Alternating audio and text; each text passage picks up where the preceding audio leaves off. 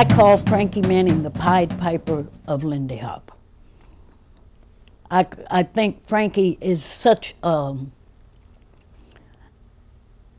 he's almost like the sun in the sky as far as dance is concerned, but he would not be there were it not for people like Stephen Mitchell that went and got him. Because he was like, I think he was working in a post office or something like that.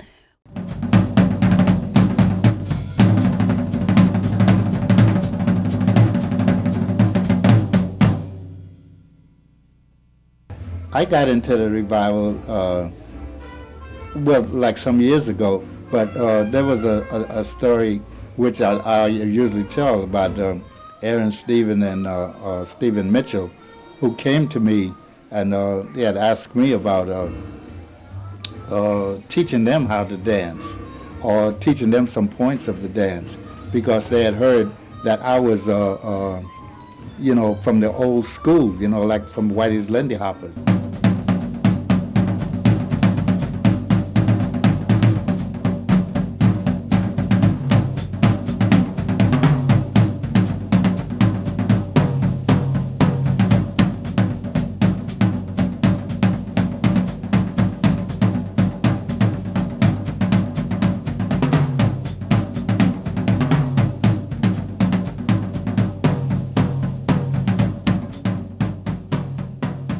And since I was from that period of time, they wanted to learn what we used to do back in those days. So at first I'd say, well, man, I don't do that no more.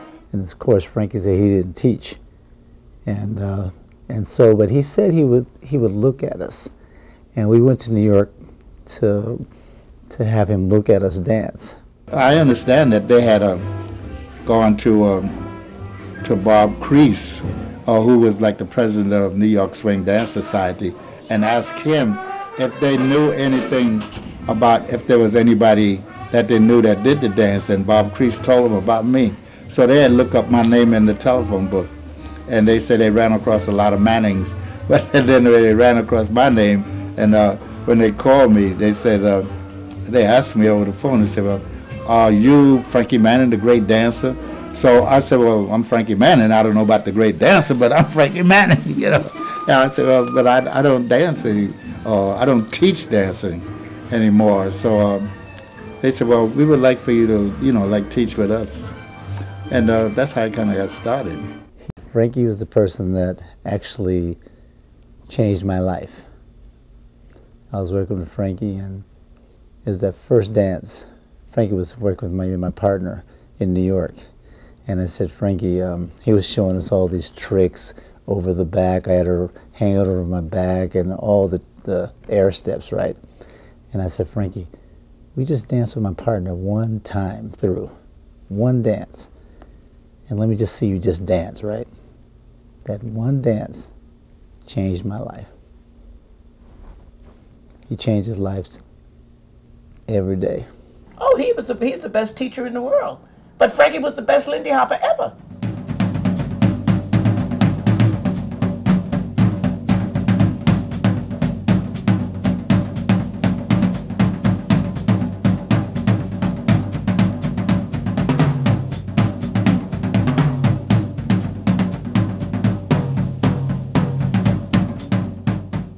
Nobody ever touched Frankie Manning in dancing.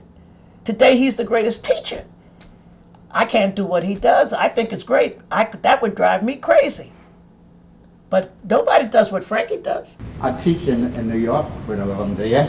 I teach in New York Sandra Camera Dance Center on Monday night. And I teach a dance space on Wednesday night.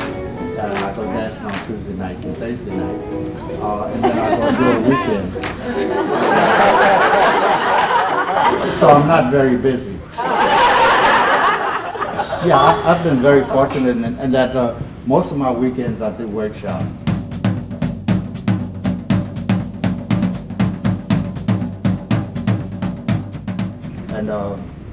And whenever, like I said, whenever I'm in New York, my friends always say, Frankie, you ain't never home, man. I can see Frankie being able to do that with such ease.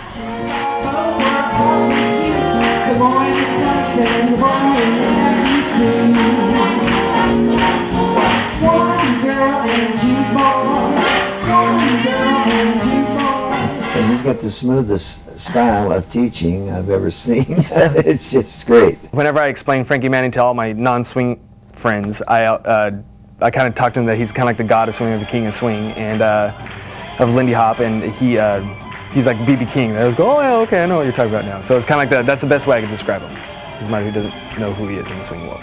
So a lot of producers of shows and things like that, they started hiring Lindy Hop. We went into movies and everything, started making movies because the dance was so exciting with the air steps and everything.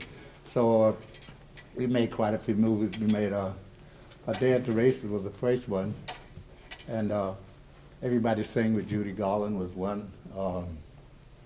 Radio City Rebels with Ann Miller. Manhattan Merry-Go-Round with Ann Miller.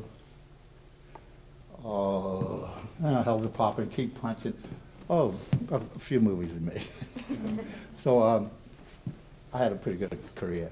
I don't just look at his footage, you know, from the 40s and go, oh wow, you know. I look at him today and I go, wow. And I think only a love for the dance can keep somebody going that way. That's one. Also, I think without him and a few others, I guess Lindy Hop would not really be what it is today. So anything that you see us do today is a direct and an indirect cause and effect of them being around back then. If you wanted to go dancing, baby, you could go dancing every single night in the week. And to live music.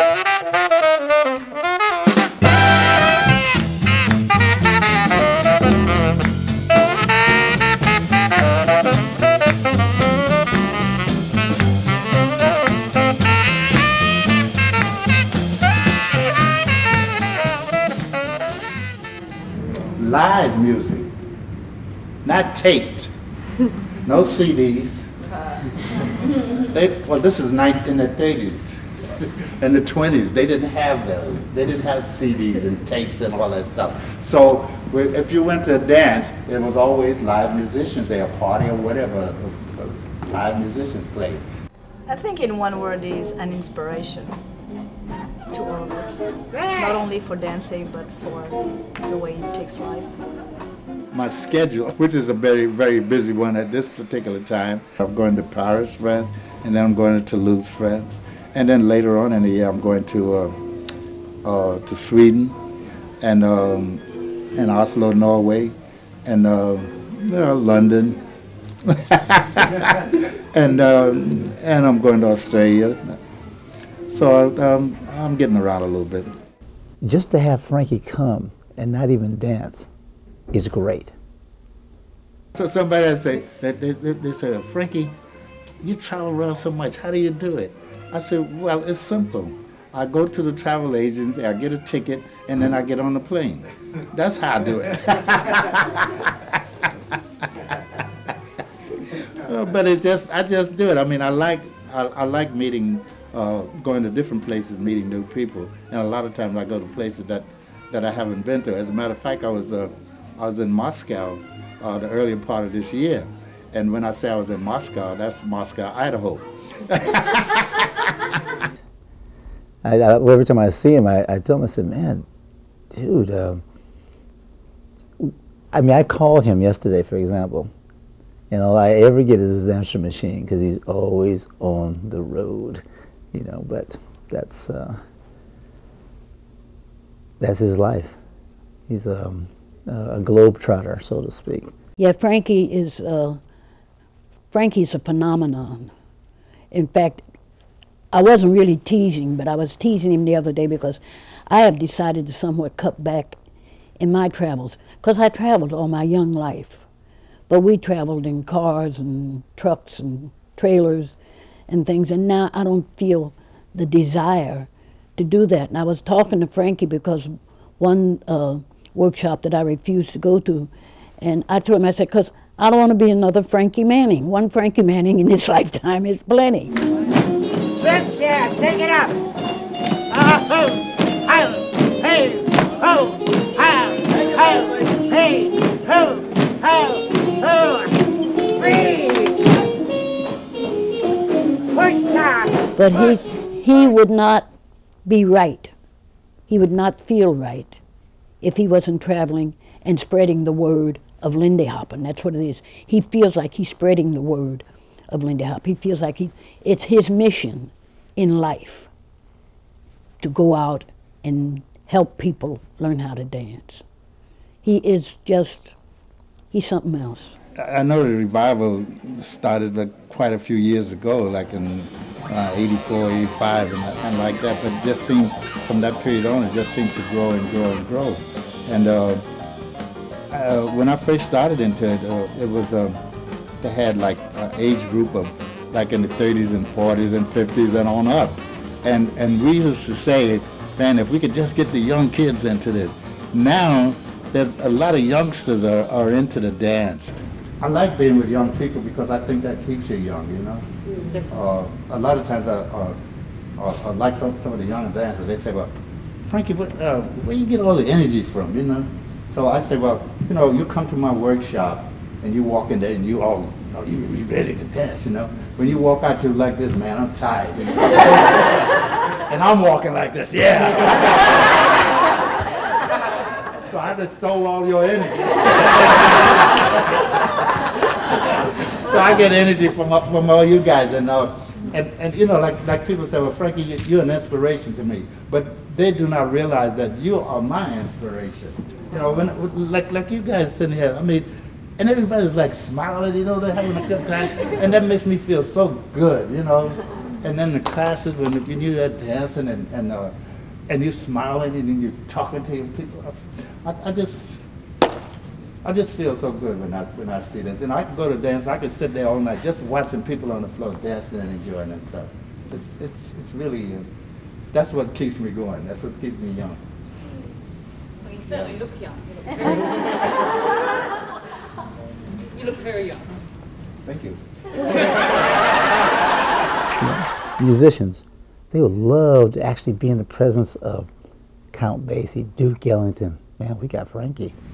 As I said, I've had the opportunity to dance with a lot of royalty, like the Count of Basie, Duke of Ellington, Earl of Hines, Waller. You know, all these different bands, and it has been a wonderful experience dancing with these guys. Those times was the time of the Depression, and people would go out dancing, you know, because this was, you know, an outlet for them, you know. I mean, back in those days there were no unions and anything like that, and if you had a job, you would have to be to work, say, 7 o'clock in the morning, and you get off when the boss tell you you can go home, you know, and that might be 12 hours later, and there was no overtime or nothing. So on the weekends, this, you know, you just wanted to relax, you just wanted to, you know, get loose. So you would go dancing someplace. And there were so many places to go dancing. And I doubt if that will happen again. It just might. The only thing that I feel so sure of is that this dance will be here. This dance will be here forever, Jim.